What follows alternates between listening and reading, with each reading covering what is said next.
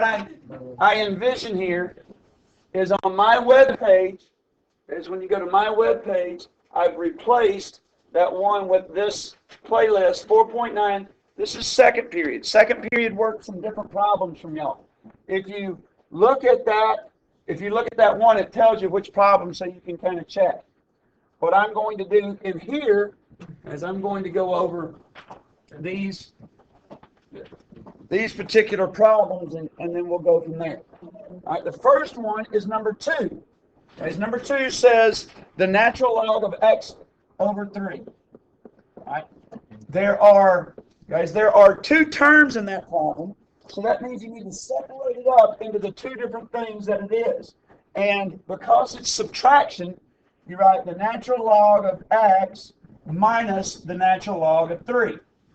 And that's how you expand it. Okay, this is called expansion. For every term, you'll write a natural log. And if you got a question, don't be afraid to ask it here. All right, now I'm going the other way. I'm condensing. So this says log 8 of 15 plus log 8 of x. And it'll never be log 8 of 15 log 7 of x. It'll have to be the same base right there. And then minus 2 times the log 8 of x. If you remember yesterday, guys, I tried to get you guys to visualize this stuff by talking about some square roots that hopefully you would recognize as ones that we did. And if you remember yesterday, it was the log of 100. What's the log of 100? Okay, keep trying. 2. Oh, yeah. Okay, so what I did yesterday is I took the log of 100 and said it was the log of 10 squared, because what's 10 squared? 100. So look, guys, this little rule right here, this 2 that's brought down in front, it actually does work, because that's 2 times the log of 10. Well, we know the same logic. The log of 10 is 1. Again, for those of you trying to figure out why it is, 10 to the first power gives me 10. So this is a 10, and that's a 10. It's 1. And then what's 2 times 1? 2. So the log of 100 is indeed 2, guys. And it helps us to take this stuff and reduce it down by knowing those rules. So here I have the log base 8 of 15x, and it goes in the numerator of a fraction because it's positive. This is negative, so you go x squared in the bottom of the fraction. Well, guys, that thing right there now needs to be simplified. It's 15 over x, not 15x, 15 over x. So your final answer is the log 8 of 15 over x. Okay. Again, 15x, x squared. So what if 2 was the exponent of 15? Then that would be 225 if it was for 15. If it was the exponent for x squared, if it was the exponent for x, and I had x squared over x on bottom, then I would have 15x on top. But you're just reducing fractions there. Or reducing decimal, or fractions, reducing fractions. Again, guys, if you want to see number 4 worked out, check the second period video. When I work number 8, guys, right now we should be comfortable with this, guys. We've worked enough of these now that we ought to have the idea down that how you work these out.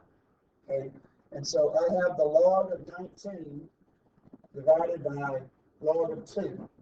And again, what I'm trying to teach you is that this is a change of base formula. It used to say log 19 of 2, so I changed it the same way. Log base 10 of 19, log base 10 of 2, and I changed the base, divided out, close the parentheses, all that other stuff, and the answer is 4.2 417, so 4.24. So this is number, I'm looking here, this is number 8. So for number 8, right, 4.24. That's a good approximation. If I ask you to do it to something specific, then you can. Okay, now, here with these, I'm down to number 15. 10 and 11, I'm 12. 10 and 11, I worked earlier. You need to check those because there's some good problems. But number 12, guys, the thing about number 12 is 5 to the x plus 2 equals 25 to the x minus 3. Okay, for some reason or another, guys, and some of us still don't have this concept down. Right now, she's over here, she's working on some some subtracting 5 from both sides. Why, when you have a problem solved for it, why do you subtract 5 from both sides? Why do you do that?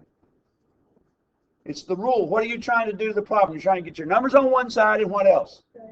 Variables on the other. So when you subtract 5 from both sides, that gets it by itself. Then maybe if it said 2x plus 5. So then you would have to divide both sides by what? By 2. So if I subtract 5 and divide by 2, that gets x by itself. Guys, that's what you're doing in this stuff. You're trying to get this x by itself. To do that, guys, when you have a problem like this, you can take these to the same base. So it's 5 to the x plus 2 equals 5 squared to the x minus 3. Okay, now, guys, now I can get rid of something. I can get rid of these two numbers right here. The reason I can get rid of them is because they're the same number.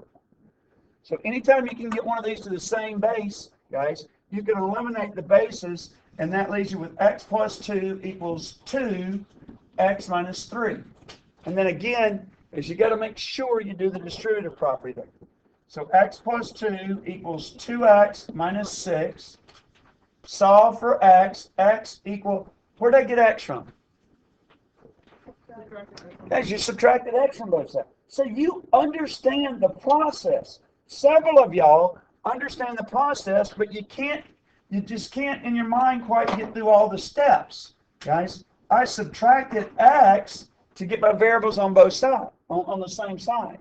I add 6 to get that 6 to the other side. I did the opposite of it.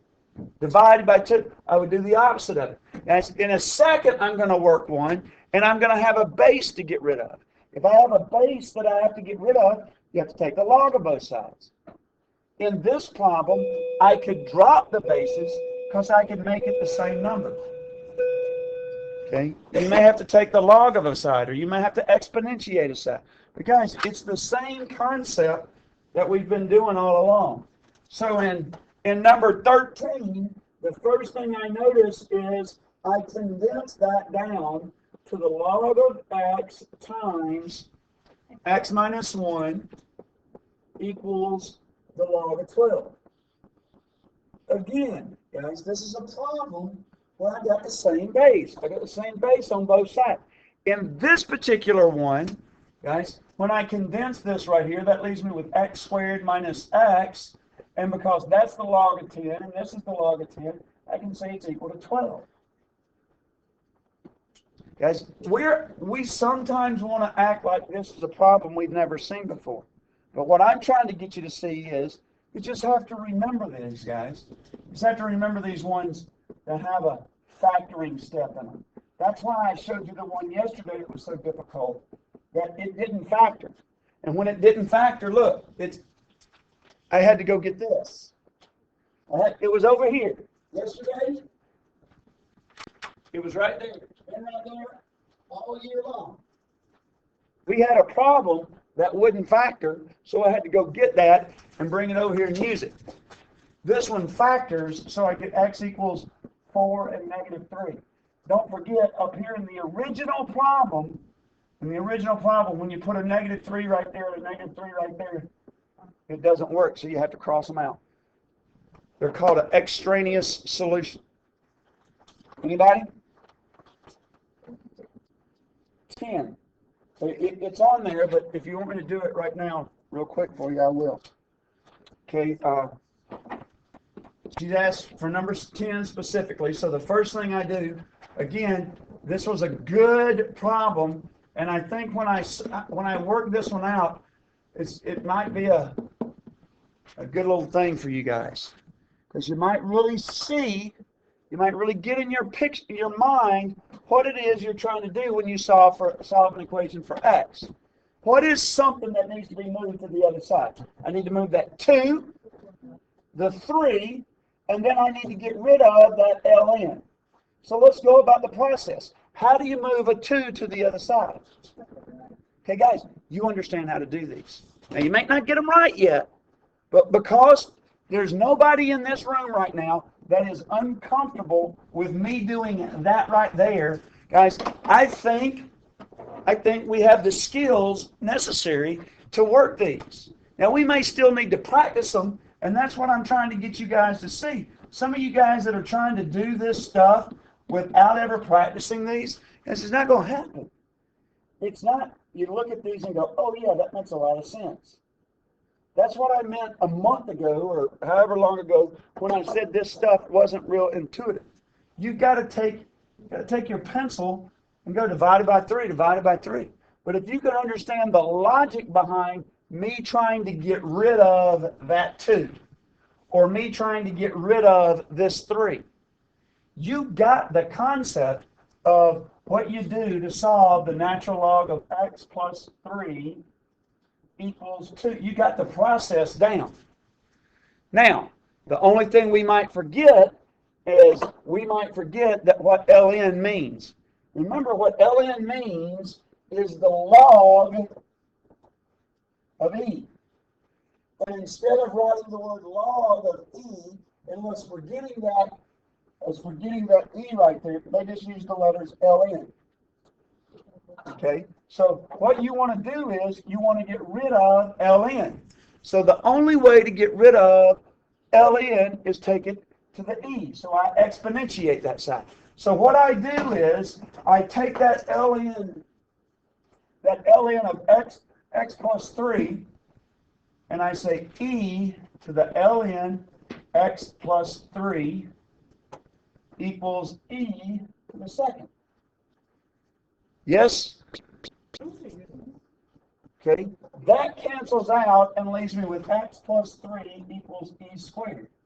So x equals negative 3 plus e squared. Is that your answer? Figure out what e squared plus minus 3 is. Again, guys, there's no mathematical way to figure out that. For some reason or another, we've got in our mind that if somebody has to take a calculator and go you have to go e squared, that you're not doing this stuff right. Minus 3, 4.389. Guys, you can use that number, but here's the big thing I want to talk to you about. Let's pretend for a second. Let's pretend we didn't divide that out and get, what was it, 4 point what? We didn't divide it out and get 4.39. Let's keep up with this value. Let me use the word value right there for a second. So if I go into this, I go back to the original problem, and I put in 3 times the natural log of this value, which is negative 3 plus e squared, which is negative 3 plus e squared plus 3 plus 2. Watch, okay? This is so cool to me because look, it worked. This isn't something I'm up here making up to make y'all, to be irritating to y'all. So that's the natural log of e squared. What did we talk about the natural log of e squared was? Yeah, that's 1. What about the 2 up top? That 2 that comes down front becomes 2. This becomes 2 times natural log of e. Like she says, that's 1. So what's 2 times 1? Times 3 plus 2. Guys, this stuff works. It's not just me up here working some problems to kind of fill your day out. this stuff does what it is that we're trying to do. It works out and gives us the answers we're trying to get. Okay. Next problem, number 20. Is the 17, I mean. Number 17 right there says the log 3 of x minus 1 less than or equal to 1. Again, guys, it's so very important that you understand that this original problem is less than. That makes all the difference in the world. It's less than because you get the log 3 of x is less than or equal to 2. Now, again, why, just a second ago, did I add 2 to both sides? Because I was trying to eliminate. Why did I divide by 3? Because I was trying to get rid of the 3. I need to try to get rid of that log base 3. Guys, there isn't but one way to do that. That's to take that right there and raise it to a power, and so I use 3 as my base. So I exponentiate that, is what that's called. Yeah, so it gets rid of the 3 times, because this, guys, this comes down here in front, that comes down there in front, and 3 to the log base 3 is 1. And so when I do it, that's when I do that to this side, I got to do it to the other side as well. So I got to go 3 squared. All right, what happens here? Well, that gives me x is less than or equal to 9. Now it turns out that x is this number right here can be 9, 8, 7, 6, 5, 4, 3, 2, 1, but it can't be 0. It has to stop at 0. Again, use your calculator and do the log of 0. You'll see it's undefined. You can write it all you want to, but it doesn't have an answer. It does not have an answer. Okay, so the log is 0. So I got to stop here when x is greater than 0. So now this is my answer, but the way I write that answer is 0, comma, parentheses, 9 bracket. And that means it goes all the way down to 0. And again, this is greater than 0 because it can't be 0, but it can be the log of 0.000000000000001. If you put that in your calculator, you'll get an answer. But if you put log of 0, you won't get an answer. Shoot. When do you flip the sign? When you divide by a negative. I didn't divide by a negative here. If this had been negative 3 right here, and then I divided by a negative, then I would reverse the symbol. Does that make sense? Let me get finished with this and I'll come back to it. Just real quick, you divide by 2 and get natural log of x is greater than 5, so e to the 5th, whatever that is. But I'm going to do that 7th period. Let me get finished with the ones that I had planned to get done here. So that's my answer, 0, comma, 9 bracket, which means it's between the numbers 0 and 9. And then I wanted to work, that's number 19. There's a second number 19 right there below it, the number 20. As the number 20, I read the quote, you buy a car for 14 and it depreciates in value at 10% a year. For what period of time does your car exceed 10,000? So the formula that you're going to use is A equals P times 1 plus or minus R to the T. It's the same formula for an exponential growth or decay. Then depending on which one it is, that's what you use. Just like in number 19 above it, it says compounded continuously. When it says compounded continuously, you know, automatically use the PERT formula. When this says, guys, when number 20 says you buy a car for $14,000, that depreciates in value into 1 minus 0.1. To the, what period of time the value exceed, so when is T, when is this greater than 10,000? So let's solve that problem. Now, more so than this problem, guys, more so than this problem, I want to look at if it said create a math model. I have no earthly idea why this is such a difficult concept, guys, but watching you guys work, I have found out that it is. Guys, all it means to create a math model is to take out the letter A and put in y equals right here. Just put it in an equation right here. Take out the letter t and use the letter x. And so when I put in 14,000 and 1 minus, guys, 1 minus 0.1 is 0.9. Again, that's what it is, guys. 1 minus 0.1 is 0.9. So when I put that in there, guys, there's the model. That's a model. That's a model right there. That's a model of you buying a car that you pay $14,000 for. See the 14,000? That decreases by 10% a year. Now, this says it wants you to figure out this number. And this is what is so cool about this problem, guys, is now all of a sudden 0.9 to the t, we have a way of figuring out what number it is that'll give us 10,000 over 14,000. 10 over 14. 5 over 7. Is this 5 over 7? 10 over 14. Everything cancels out. 10 over 14. 2 goes in there 5 times. 2 goes in there 7 times.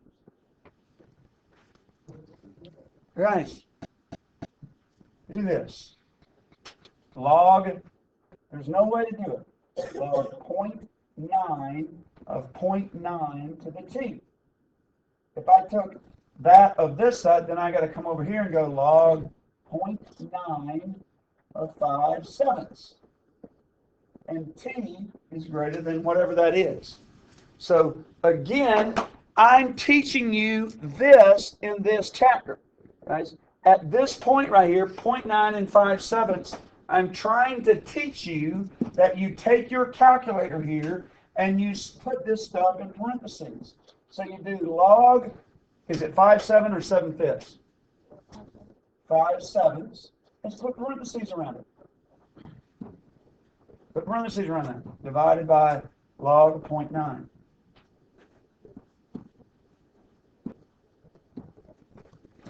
$3.19 years. So somewhere between year 3 and 4, look at my model. Watch my model. Second table.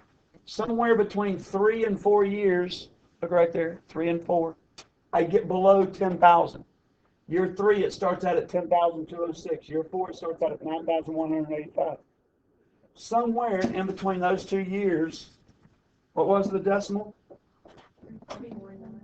319, guys, that's your answer. It'll get greater than 10,000. Anybody? I'll save this video right here, guys. I think I also, 6th period, number 20, yeah, that's it. I'll work 23 tomorrow. What I suggest you do, guys, is go to my webpage and watch the ones. This is